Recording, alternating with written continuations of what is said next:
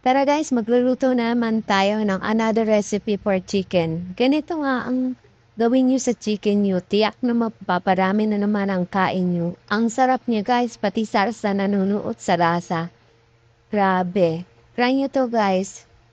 Highly recommend. Masarap talaga siya guys.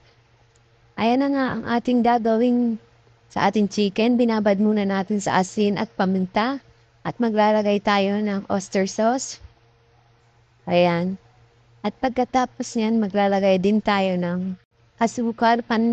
Yan ang guys ang magpapasarap din sa ating recipe for today. Ang ating asukal. Kahit anong klaseng asukal, puti man yan o brown or kahit anong kulay yan, lagay nyo. Tapos maglalagay din tayo ng bawang. Yan, damihan nyo ng bawang guys para masarap. At pagkatapos, maglalagay tayo ng kalamansi.